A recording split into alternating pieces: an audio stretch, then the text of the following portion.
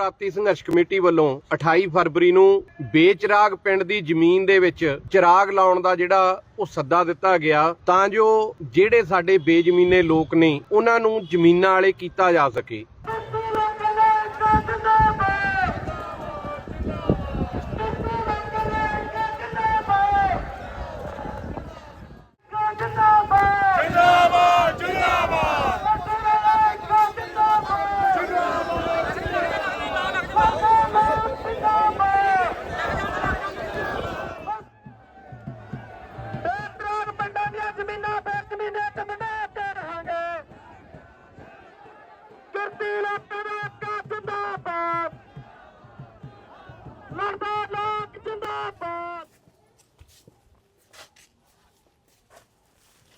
सत श्री अकाल बेटा, सत श्री अकाल।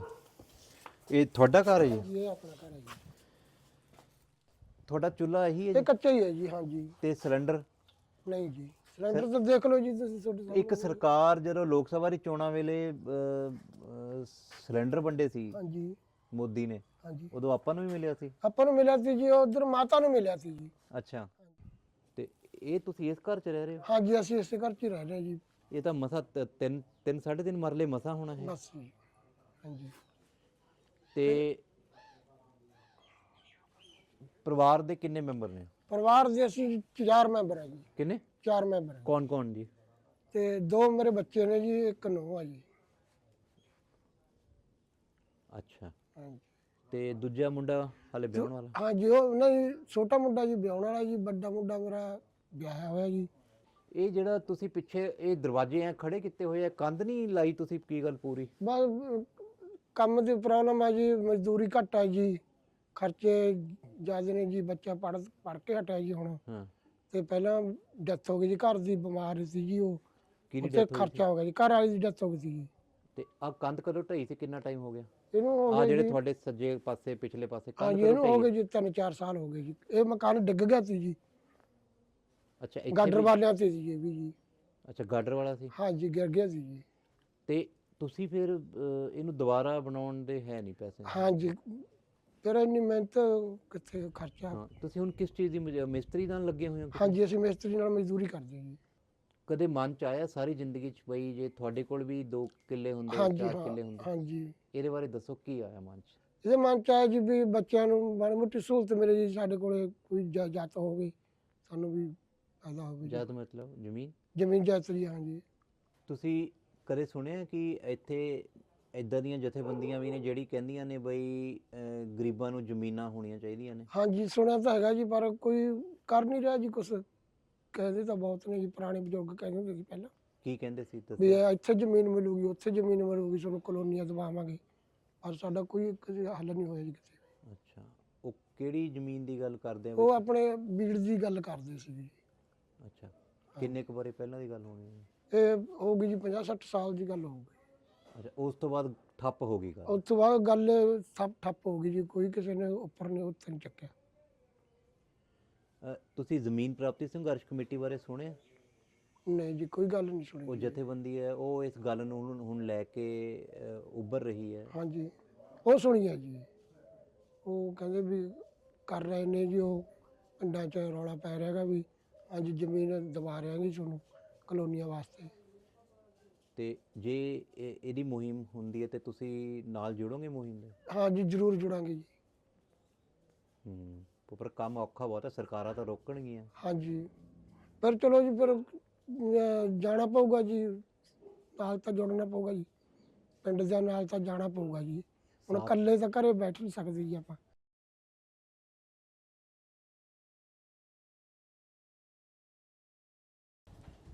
ਤੁਸੀਂ ਸਾਰੀ ਉਮਰ ਬਾਬੂ ਸਿੰਘ ਜੀ ਕੀ ਕੰਮ ਕੀਤਾ? ਜਿਹੜਾ ਮਜ਼ਦੂਰੀ ਕੀਤੀ ਆ ਜੀ, ਖੇਤ ਪਤਾ ਦਿਹਾੜੀ ਕੀਤੀ ਹੈਗੀ। ਖੇਤ ਮਜ਼ਦੂਰ ਰਹੇ ਹੋ ਜ਼ਿਆਦਾਤਰ? ਹਾਂ ਜੀ। ਤੁਹਾਨੂੰ ਕਦੇ ਲੱਗਿਆ ਵੀ ਤੁਹਾਡੇ ਕੋਲ ਵੀ ਕਾਸ਼ ਜੇ ਜ਼ਮੀਨ ਹੁੰਦੀ ਮਾੜੀ ਮੋਟੀ 2-4 ਕਿੱਲੇ? ਤਾਂ ਸਾਸ ਤਾਂ ਹੁੰਦਾ ਹੀ ਆ ਵੀ ਜੇ ਕੀਲਾ ਖੰਡ ਹੁੰਦਾ ਤਾਂ ਅਸੀਂ ਆਪਦਾ ਗੁਜ਼ਾਰਾ ਚਲਾਉਂਦੇ ਹੁੰਦੇ ਜੀ, ਵੀ ਕਿਤੇ ਨਾ ਕਿਤੇ ਕਾਕਣ ਦੇ ਦਾ ਵੀ ਹੁੰਦਾ, ਡੰਗਰ ਪਤਾ ਰੱਖਦੇ, ਕੁਛ ਕਰਦੇ। ਜ਼ਮੀਨ ਪ੍ਰਾਪਤੀ ਸੰਘਰਸ਼ ਕਮੇਟੀ ਆ, ਉਹ ਕਹਿੰਦੀ ਆ ਬਈ ਜਿਨ੍ਹਾਂ ਕੋਲੇ ਬਹੁਤ ਜ਼ਿਆਦਾ ਜ਼ਮੀਨ ਆ, ਕਾਨੂੰਨ ਦੇ ਮੁਤਾਬਕ ਉਹ 17.5 ਕਿੱਲੇ ਤੋਂ ਵੱਧ ਨਹੀਂ ਰੱਖ ਸਕਦੇ। ਇਸ ਚੀਜ਼ ਦੀ ਨੌਲੇਜ ਹੈ ਤੁਹਾਨੂੰ? ਨਾ ਜੀ। ਨੌਲੇਜ ਨਹੀਂ ਹੈ। ਨਹੀਂ ਜੀ। ਤੁਸੀਂ ਇਹੀ ਜੀ ਕੋਈ ਜਥੇਬੰਦੀ ਬਾਰੇ ਵੀ ਨਹੀਂ ਸੁਣਿਆ ਜਿਹੜੀ ਸੰਘਰਸ਼ ਕਰ ਰਹੀ ਹੈ ਗਰੀਬਾਂ ਨੂੰ ਜ਼ਮੀਨਾਂ ਦਿਵਾਉਣ ਲਈ? ਨਾ ਜੀ। ਅੱਛਾ, ਇਸ ਪਿੰਡ ਆਇਆ ਨਹੀਂ ਕਦੇ ਕੋਈ? ਨਾ ਜੀ।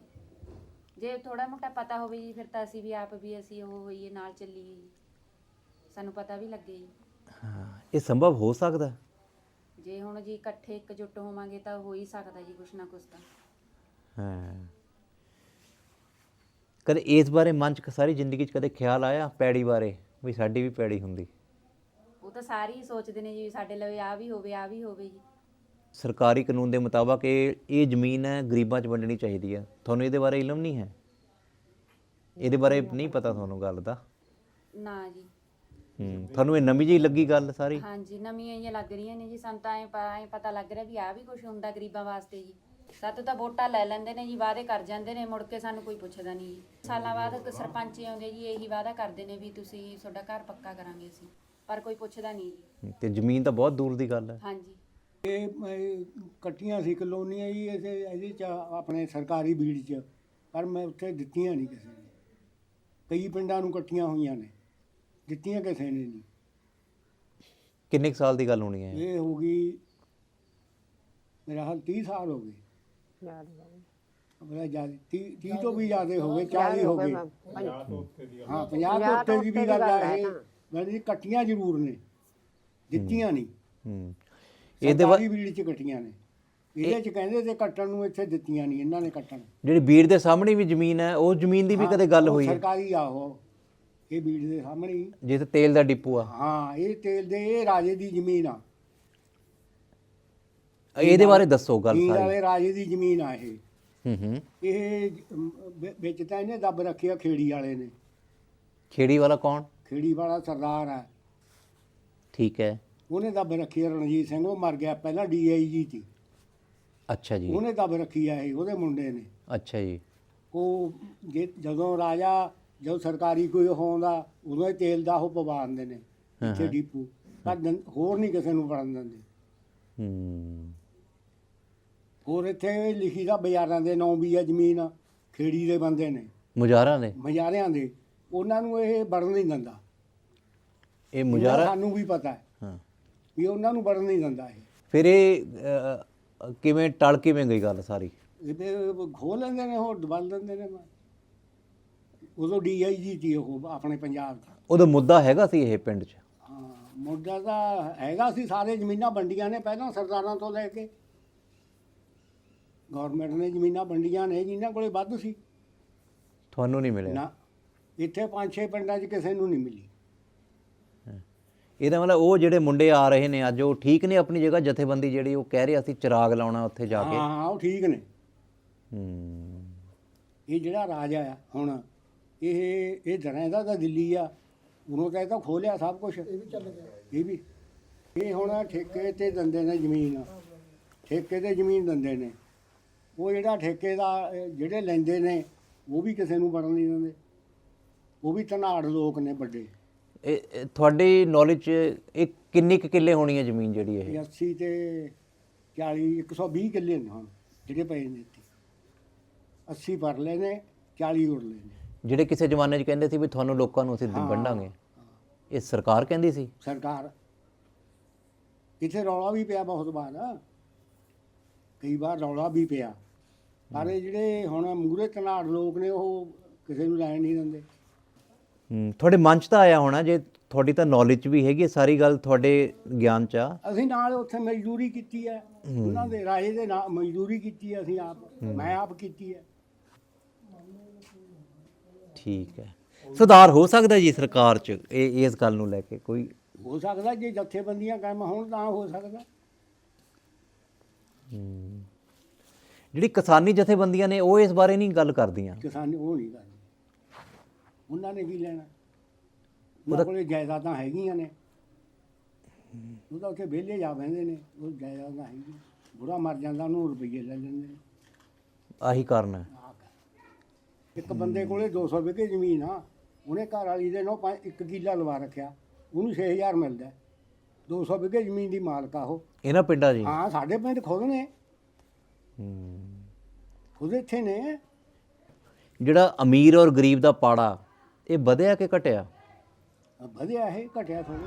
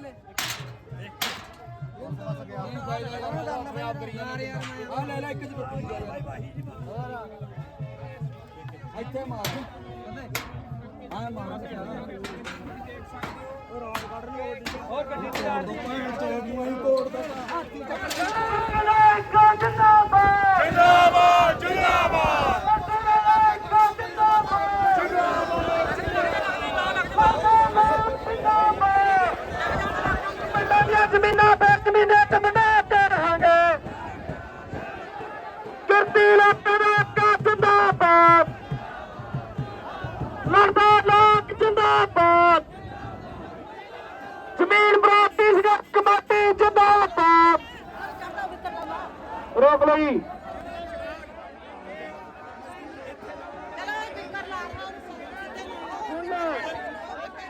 ਪਹਿਲੀ ਬੇਨਤੀ ਹੈ ਕਿ ਹਜ਼ਾਰਾਂ ਸਾਲ ਹੋ ਗਏ ਸਾਨੂੰ ਇੱਥੇ ਪੰਜਾਬ ਦੇ ਅੰਦਰ ਸਾਡੇ ਹਿੱਸੇ ਕਦੇ ਜ਼ਮੀਨਾਂ ਨਹੀਂ ਆਈਆਂ। ਲਹਿਰਾਂ ਚੱਲੀਆਂ, ਸਾਡੇ ਲੋਕਾਂ ਨੇ ਵੀ ਖੂਨ ਡੋਲਿਆ, ਪਰ ਉਸ ਰੂਪ ਦੇ ਵਿੱਚ ਸਾਡੇ ਲੋਕਾਂ ਨੂੰ ਜ਼ਮੀਨਾਂ ਨਹੀਂ ਮਿਲੀਆਂ ਹੈਗੀਆਂ। ਸਰਕਾਰਾਂ ਨੇ ਇੱਥੇ ਭੂਮੀ ਸੁਧਾਰ ਕੀਤੇ, ਕਾਗਜ਼ਾਂ 'ਚ ਜ਼ਮੀਨਾਂ ਵੰਡਤੀਆਂ, ਸਾਡੇ ਲੋਕਾਂ ਨੂੰ ਜ਼ਮੀਨਾਂ ਨਹੀਂ ਮਿਲੀਆਂ। ਤੇ ਅੱਕ ਕੇ ਅੱਜ ਪੰਜਾਬ ਦਾ ਜਦੋਂ ਵੀ ਇਤਿਹਾਸ ਲਿਖਿਆ ਜਾਊਗਾ ਜ਼ਮੀਨਾਂ ਦਾ, ਤਾਂ ਅੱਜ ਦਾ ਦਿਨ ਸੁਨਹਿਰੀ ਅੱਖਰਾਂ 'ਚ ਲਿਖਿਆ ਜਾਊਗਾ। ਤੇ ਬੇਚਰਾਗ ਪਿੰਡ ਦੇ ਵਿੱਚ ਪਿਛਲੀ 20 ਤਰੀਕ ਨੂੰ ਮੀਟਿੰਗ ਕੀਤੀ ਸੀ ਕਿ ਸਾਡਾ ਜੋ ਲੱਗਦਾ ਲੱਗ ਜੇ, ਪਰ ਇਹ ਪਿੰਡ ਦੇ ਵਿੱਚ ਚਿਰਾਗ ਲਾ ਕੇ ਰਹਾਂਗੇ। ਸੋ ਅੱਜ ਇਤਿਹਾਸ ਤੁਸੀਂ ਲੋਕਾਂ ਨੇ ਜਿਹੜਾ ਦਰਜ ਕੀਤਾ ਤੇ ਸੁਨਹਿਰੀ ਇਤਿਹਾਸ ਬਣਾਇਆ। ਤੇ ਅੱਜ ਤੋਂ ਬਾਅਦ ਇਸ ਜ਼ਮੀਨ ਦੇ ਵਿੱਚ ਕਹਿਣਾ ਚਾਹੁੰਦੇ ਆ ਕਿ ਇਸ ਬੇਚਰਾਗ ਪਿੰਡ ਦੇ ਵਿੱਚ ਅੱਜ ਚਿਰਾਗ ਲੱਗ ਚੁੱਕਿਆ। ਪੰਜਾਬ ਦੇ ਸੈਂਕੜੇ ਪਿੰਡਾਂ ਦੇ ਹਜ਼ਾਰਾਂ ਕਿਰਤੀ ਲੋਕਾਂ ਨੇ ਆਪਣੇ ਸਿਰਾਂ ਤੇ ਕੱਪੜ ਬੰਨ੍ਹ ਕੇ ਅੱਜ ਇੱਥੇ ਪਹੁੰਚੇ ਨੇ ਤੇ ਦਾਅਵੇਦਾਰੀ ਕਰਕੇ ਚੱਲੇ ਆ। ਇੱਕ ਬੇਨਤੀ ਇਹ ਆ ਕਿ ਜਿਹਨੇ ਵੀ ਇਹ ਜ਼ਮੀਨ ਠੇਕੇ ਦੇ ਉੱਪਰ ਲਈ ਆ, ਸਾਡੇ ਵੀ ਲੋਕ ਸੀਰੀ ਪਾਲੀ ਰਲਦੇ ਰਹੇ ਨੇ। ਜ਼ਮੀਨ ਦਾ ਮੁੱਲ ਸਾਨੂੰ ਪਤਾ ਤੇ ਜ਼ਮੀਨ ਦੇ ਉੱਪਰ ਬੀਜੀ ਹੋਈ ਫਸਲ ਦਾ ਮੁੱਲ ਵੀ ਸਾਨੂੰ ਪਤਾ ਕਿ ਕਿਵੇਂ ਪੁੱਤਾਂ ਵਾਂਗੂ ਪਾਲੀ ਦੀ ਆ। ਅਸੀਂ ਕਿਸੇ ਦੀ ਕੋਈ ਫਸਲ ਨੂੰ ਨੁਕਸਾਨ ਨਹੀਂ ਕਰਾਂਗੇ, ਪਰ ਨਾਲ ਹੀ ਕਹਿ ਕੇ ਚੱਲੇ ਆ ਕਿ ਕਣਕ ਵੱਢ ਲਿਓ, ਜੀਰੀ ਨਾ ਲਾ ਲਿਓ। ਆਉਣ ਵਾਲੇ ਸਮੇਂ ਦੇ ਵਿੱਚ ਜੀਰੀ ਆ ਜਿਹੜਾ ਇਹ ਕਿਰਤੀ ਲੋਕ ਲਾਉਣਗੇ। ਅੱਜ ਤੋਂ ਜ਼ਮੀਨ ਸਾਡੀ ਆ ਇਹ।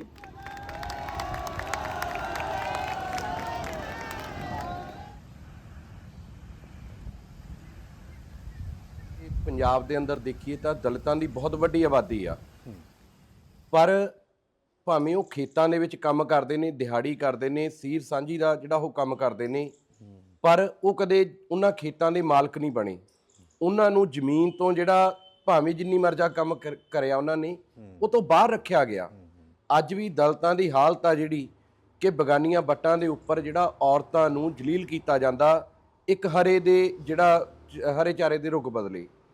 ਤਾਂ ਦਲਿਤਾਂ ਦੇ ਅੰਦਰ ਇਸ ਜ਼ਮੀਨ ਨੂੰ ਲੈ ਕੇ ਕਿਤੇ ਨਾ ਕਿਤੇ ਜਿਹੜੀ ਚਿੰਗਾੜੀ ਆ ਉਹ ਲੱਗੀ ਹੋਈ ਸੀ, ਭਾਵੇਂ ਉਹ ਪੰਚਾਇਤੀ ਜ਼ਮੀਨਾਂ ਦੇ ਹਿੱਸੇ ਦੀ ਲੜਾਈ ਤੋਂ ਸ਼ੁਰੂ ਹੋਈ। ਔਰ ਇਹ ਲੈਂਡ ਸੀਲਿੰਗ ਐਕਟ ਦੇ ਮੁਤਾਬਕ 17.5 ਏਕੜ ਤੋਂ ਉੱਪਰਲੀ ਜ਼ਮੀਨ ਦੀ ਵੰਡ ਦਾ ਸਵਾਲ, ਉਹਨੂੰ ਲੈ ਕੇ ਜਦੋਂ ਅਸੀਂ ਲੋਕਾਂ ਦੇ ਵਿੱਚ ਗਏ ਤਾਂ ਲੋਕਾਂ ਦਾ ਇੱਕ ਵਿਸ਼ਵਾਸ ਸੀ ਕਿ ਹਾਂ ਸਾਡੇ ਹਿੱਸੇ 'ਚ ਵੀ ਉਹ ਜ਼ਮੀਨਾਂ ਆਉਣੀਆਂ ਚਾਹੀਦੀਆਂ ਨੇ। ਟੀ-1 ਨਾਮ ਦਾ ਪਿੰਡ ਜਿਹੜਾ ਜੀਂਦ ਰਿਆਸਤ ਦੇ ਰਾਜੇ ਦੀ 927 ਏਕੜ ਜ਼ਮੀਨ ਆ, ਜਿਹਨੂੰ ਕੁਝ ਕੁ ਪਰਿਵਾਰ ਜਿਹੜੇ ਦਿੱਲੀ ਦੇ ਵਿੱਚ ਬੈਠੇ ਨੇ, ਜਾਂ ਕਹਿ ਲਓ ਲੁਧਿਆਣੇ ਦੇ ਵਿੱਚ ਕੁਝ ਪਰਿਵਾਰ ਬੈਠੇ ਨੇ, ਜਾਂ ਚੰਡੀਗੜ੍ਹ, ਉਹ 2-3 ਪਰਿਵਾਰ ਨੇ ਜਿਹੜੇ ਇਹ ਸਾਰੀ ਜ਼ਮੀਨ ਨੂੰ ਜਿਹੜਾ ਆਪਦੇ ਕਬਜ਼ੇ ਹੇਠ ਕਰੀ ਬੈਠੇ ਨੇ। ਔਰ ਜਦੋਂ ਅਸੀਂ ਇਹਦਾ ਰਿਕਾਰਡ ਜਿਹੜਾ ਮਾਲ ਵਿਭਾਗ ਦਾ ਫਰਦਾਂ ਕਢਾ ਕੇ ਚੈੱਕ ਕੀਤਾ ਜੀ, ਤਾਂ ਉਹਦੇ 'ਚ ਇਹ ਜ਼ਮੀਨ ਇੱਕ ਹਿੱਸਾ ਪੂਰਾ ਸਰਕਾਰ ਵਾਲਾ ਦੇ ਨਾਮ ਤੇ ਬੋਲ ਰਿਹਾ। ਸਰਕਾਰ ਦੇ ਨਾਮ ਤੇ?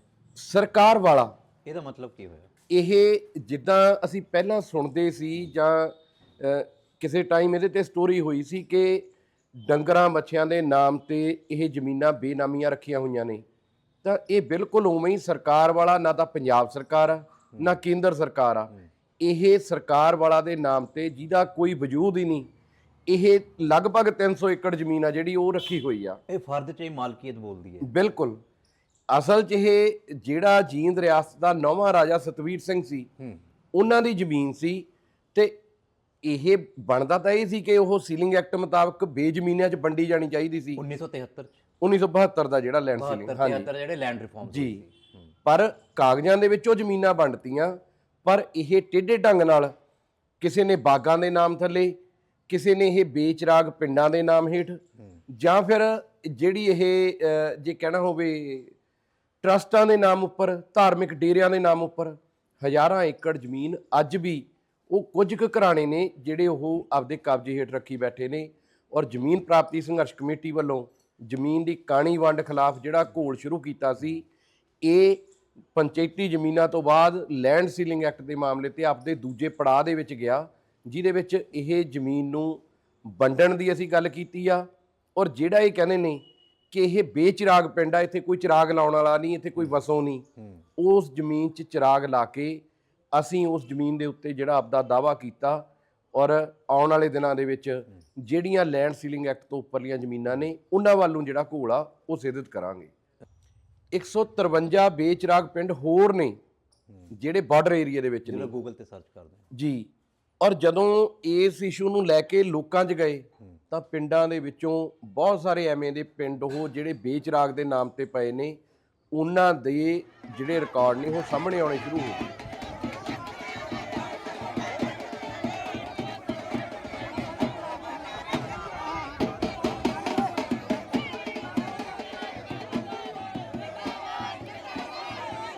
ਸੁਣ ਲਓ, ਇਤਿਹਾਸ ਗਵਾਹ ਕਰੂਗਾ ਕਿ ਪਿੰਡ ਬੇਚਰਾਗ ਰਿਹਾ ਬੀੜੈਸਵਾਨ ਦੇ ਨਾਂ ਦੇ ਉੱਪਰ।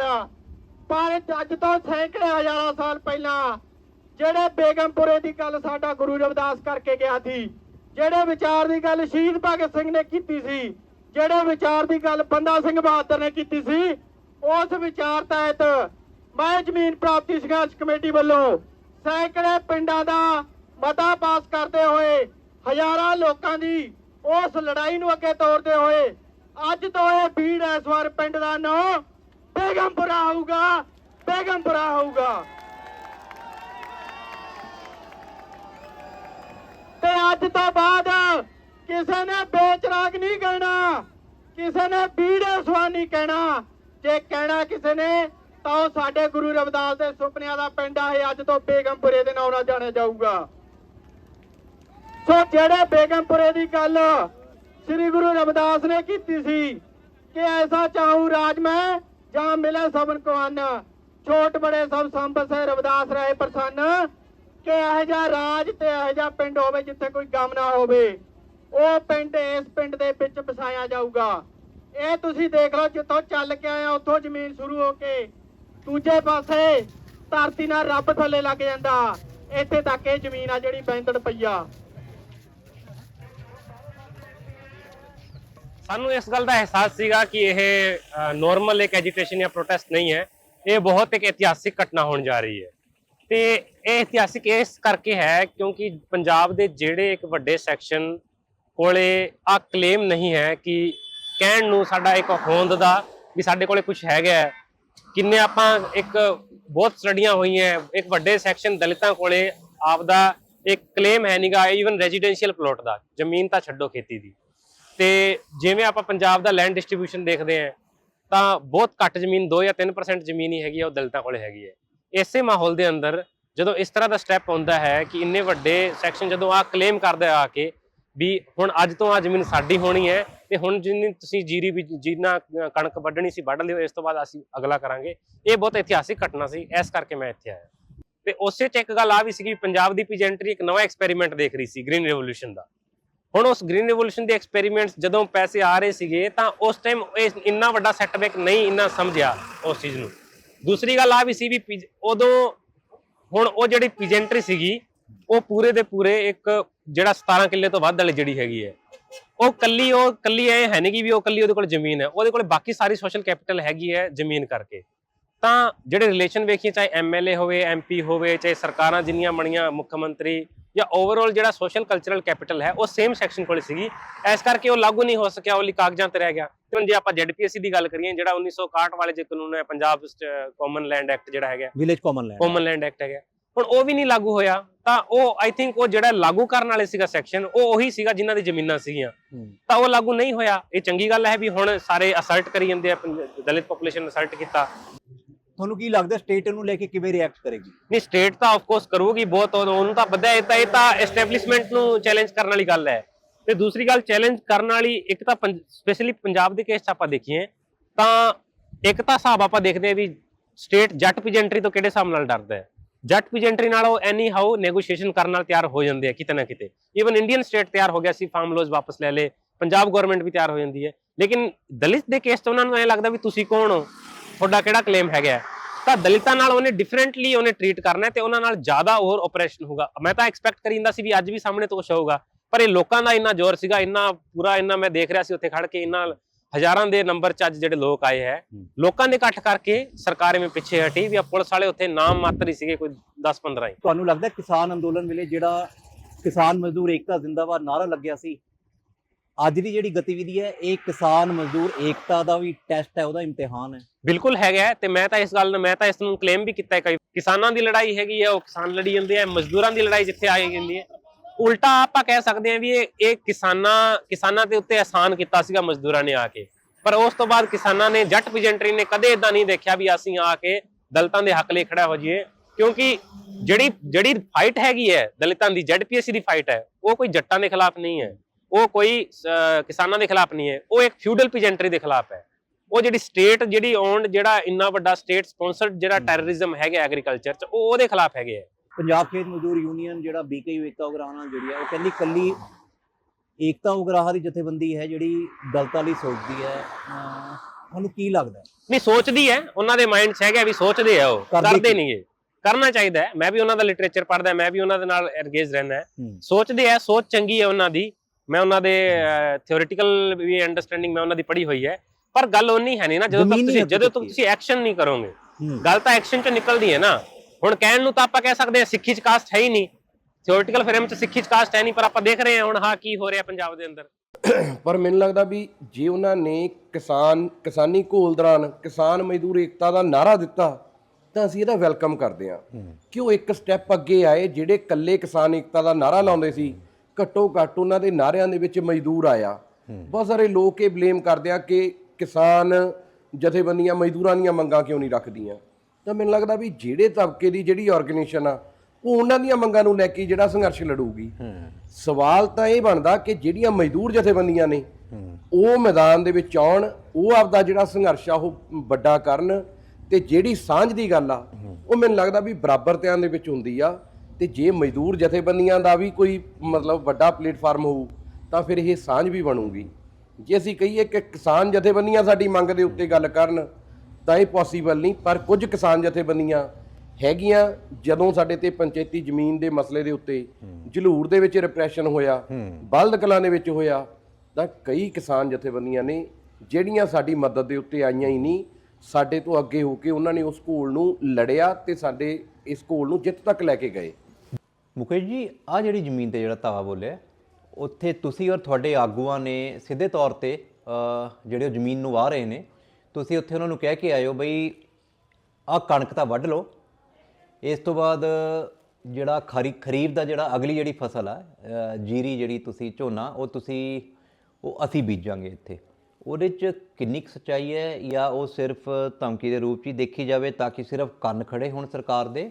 ਦੇਖੋ, ਜਦੋਂ ਕੋਈ ਆਰਗੇਨਾਈਜੇਸ਼ਨ ਕਿਸੇ ਚੀਜ਼ ਦਾ ਐਲਾਨ ਕਰਦੀ ਆ ਤਾਂ ਉਹ ਪੂਰਾ ਸੋਚ ਸਮਝ ਕੇ ਇੱਕ ਪ੍ਰੋਗਰਾਮ ਤੈਅ ਕਰਕੇ ਕਰਦੀ ਆ। ਇਸ ਮਸਲੇ ਨੂੰ ਲੈ ਕੇ ਪਿਛਲੇ 5 ਸਾਲਾਂ ਤੋਂ ਅਸੀਂ ਲਗਾਤਾਰ ਲੱਗੇ ਹੋਏ ਆ ਇਸੇ ਜ਼ਮੀਨ ਦੇ ਮਸਲੇ ਨੂੰ। ਬਿਲਕੁਲ, ਕਿਉਂਕਿ ਅਸੀਂ ਇਹਨੂੰ 3 ਹਿੱਸਿਆਂ ਦੇ ਵਿੱਚ ਵੰਡਿਆ ਸੀ ਜੀ। ਇੱਕ ਉਹ ਜ਼ਮੀਨ ਜਿਹਦੇ ਵਿੱਚ ਚਾਹੇ ਉਹ ਹੈ ਲੈਂਡ ਸੀਲਿੰਗ ਐਕਟ ਤੋਂ ਉੱਪਰ, ਪਰ ਉਹ ਨਾਲ ਬੰਦਾ ਰੱਖ ਕੇ ਆਪ ਖੇਤੀ ਕਰ ਰਿਹਾ, ਉਸ ਜ਼ਮੀਨ 'ਚ ਜਾਵਾਂਗੇ ਤਾਂ ਟਕਰਾਅ 100% ਆ। ਦੂਜੇ ਕਿਸਮ ਦੀ ਜ਼ਮੀਨ ਉਹ ਆ ਜਿਹੜੀ ਠੇਕੇ ਦੇ ਉੱਪਰ ਚਾੜੀ ਹੋਈ ਆ, ਪਰ ਉਹ ਕਿਸਾਨ ਜਿਹੜਾ ਉਹ ਜ਼ਮੀਨ ਦੇ ਉੱਤੇ ਕਾਬਜ ਬੰਦਾ ਉਹ ਪਿੰਡ ਦੇ ਵਿੱਚ ਹੀ ਰਹਿ ਰਿਹਾ। ਇਹਦੇ ਜੀ ਤੀਜੀ ਕਿਸਮ ਦੀ ਉਹ ਆ ਕਿ ਉਹ ਐਬਸੈਂਟ ਆ ਮਾਲਕ, ਉਹਨੇ ਸਾਰੀ ਉਹ ਲੀਜ਼ ਤੇ ਦਿੱਤੀ ਹੋਈ ਆ। ਤਾਂ ਇਹੀ ਤੀਜੇ ਕਿਸਮ ਦੀ ਜਿਹੜੀ ਜ਼ਮੀਨ ਆ ਉਹਦੀ ਅਸੀਂ ਸ਼ੁਰੂਆਤ ਕੀਤੀ ਸੀ। ਪਹਿਲੇ ਸਟੈਪ ਤੇ ਜਿਹੜਾ ਸਭ ਬਾਕੀਆਂ ਨਾਲੋਂ ਜਿਹੜਾ ਸੌਖਾ ਕੰਮ ਹੈ। ਬਿਲਕੁਲ, ਇਸ ਕਰਕੇ ਇਹ ਸਟੈਪ ਜੇ ਅਸੀਂ ਇਹ ਅਨਾਉਂਸ ਕੀਤਾ ਤਾਂ ਉਹ ਕਰਾਂਗੇ ਵੀ। ਤੇ ਉਹ ਜਿਹੜੇ ਬੰਦੇ ਨੇ ਠੇਕੇ ਤੇ ਲਈ ਸੀ ਉਹਨੇ ਤਾਂ ਇਸ ਗੱਲ ਨੂੰ ਮੰਨਿਆ ਵੀ ਆ, ਵੀ ਉਹਨੇ ਧੰਨਵਾਦ ਕੀਤਾ ਕਿ ਤੁਸੀਂ ਮੇਰੀ ਖੜੀ ਜਿਹੜੀ ਕਣਕ ਦੀ ਫਸਲ ਆ ਜਾਂ ਕੋਈ ਹੋਰ ਕਿਸੇ ਕਿਸਮ ਦਾ ਨੁਕਸਾਨ ਨਹੀਂ ਕੀਤਾ, ਉਹਦੇ ਲਈ ਧੰਨਵਾਦ। ਤੇ ਇਹ ਮੇਰੀ ਫਸਲ ਵਧਾ ਦਿਓ, ਅੱਗੇ ਤੋਂ ਮੈਂ ਇਹ ਠੇਕੇ ਤੇ ਨਹੀਂ ਜਾਂਦਾ। ਦੂਜੇ ਪਾਸੇ ਜੇ ਸਾਡੀ ਜਨਤਾ ਵੱਧਦੀ ਆ, ਆਉਣ ਵਾਲੇ 2 ਮਹੀਨੇ ਦੇ ਵਿੱਚ ਪਿੰਡਾਂ 'ਚੋਂ ਲਿਸਟਾਂ ਵੱਧਦੀਆਂ ਨੇ, ਲੋਕ ਹੋਰ ਵੱਡੀ ਗਿਣਤੀ 'ਚ ਆਉਂਦੇ ਨੇ, ਇਹ ਕਾਫਲਾ ਹੋਰ ਵੱਧਦਾ ਤਾਂ ਨਾਲ ਆਹ ਜਿਹੜਾ ਬੀੜ ਪਈਆ 650 ਏਕੜ ਪਈਆ, ਜਿਹਦੇ 'ਚ ਸਿਰਫ ਗਊਆਂ ਵੱਧਦੀਆਂ ਨੇ। ਜਿੱਥੇ ਇੱਥੇ ਧੱਕਾ ਹੋਇਆ ਉੱਥੇ ਇਹ ਜਿਹੜੀ ਬੀੜ ਬਣਾ ਕੇ ਵੀ ਸਾਡੇ ਲੋਕਾਂ ਦੇ ਨਾਲ ਧੱਕਾ ਕੀਤਾ। ਕਹਿੰਦੇ ਇੱਥੇ 12 ਸਿੰਘੇ ਫਿਰਦੇ ਨੇ, ਜੰਗਲੀ ਜਾਨਵਰ ਰੱਖੇ ਹੋਏ ਨੇ, ਪਰ ਸਿਰਫ ਗਊਆਂ ਛੱਡ ਕੇ ਉਹਨਾਂ ਦਾ ਦੁੱਧ ਪੀਤਾ ਜਾ ਰਿਹਾ ਤੇ ਕਦੇ ਜ਼ਮੀਨ ਵੰਡਣ ਦੀ ਨੌ ਨਹੀਂ ਕੀਤੀ। ਅੱਜ ਇਹ ਮੋਟਰ ਤੇ ਚਿਰਾਗ ਲਾ ਕੇ ਬੈਂਦੜ ਜ਼ਮੀਨ ਦੇ ਵਿੱਚ ਸਾਡੇ ਲੋਕ ਆਪਣੀ ਹੱਕ ਜਤਾਈ ਕਰਕੇ ਜਾਂਦੇ ਨੇ, ਤਾਂ ਦੂਜੇ ਪਾਸੇ ਨਾਲ ਜਿਹੜੀ ਇਹ ਬੀੜ ਪਈਆ ਨਾਲ ਹੀ ਇੱਕ ਇਹ ਵੀ ਮਤਾਗਾ ਬਈ ਜੇ ਵੱਡੀ ਗਿਣਤੀ ਚ ਲੋਕ ਆਉਂਦੇ ਨੇ ਤਾਂ ਬਾਟਾ ਫਿਰ ਇਹ ਬੀੜ ਨੂੰ ਵੀ ਲਾਵਾਂਗੇ, ਪਿੰਡ ਨਾਲ ਇਹਦੇ ਉੱਪਰ ਵੀ ਇੱਕ ਬਸੂਗਾ।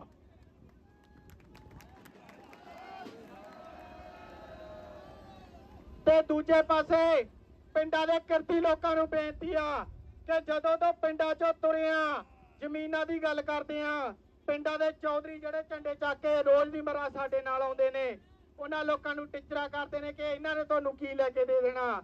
ਉਹਨਾਂ ਨੂੰ ਜਾ ਕੇ ਅੱਜ ਜਵਾਬ ਦੇ ਦਿਓ ਵੀ ਕੀਲਾ ਪਿਆ ਸਾਡਾ ਬੇਗਮਪੁਰੇ ਦੇ ਵਿੱਚ ਪਿਆਗਾ ਤੇ ਕਬਜ਼ਾ ਆਉਣ ਵਾਲੇ 2 ਮਹੀਨਿਆਂ ਨੂੰ ਕਰਨਾ।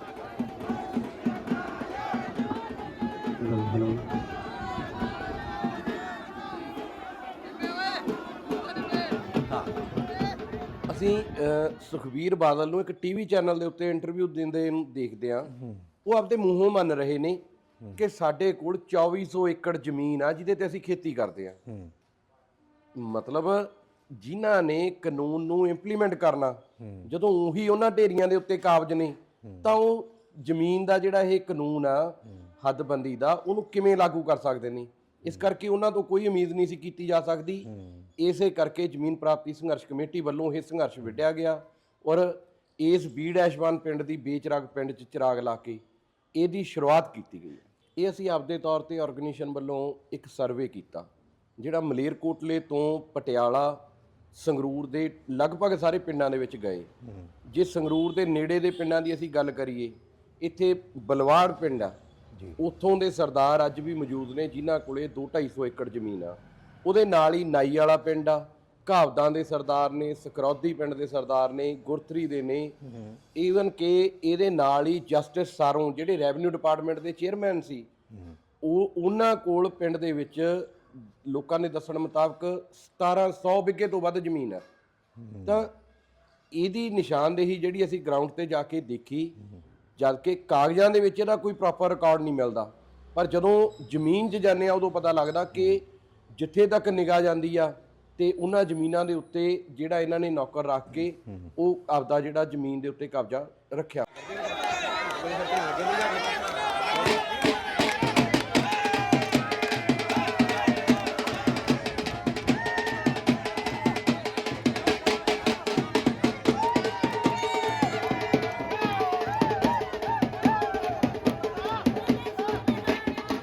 ਅੱਜ ਕਿੱਡਾ ਕੁ ਵੱਡਾ ਦਿਨ ਹੈ? ਅੱਜ ਦਿਨ ਤਾਂ ਬਹੁਤ ਵੱਡਾ ਜੀ, ਖੁਸ਼ੀਆਂ ਵਾਲਾ ਦਿਨ।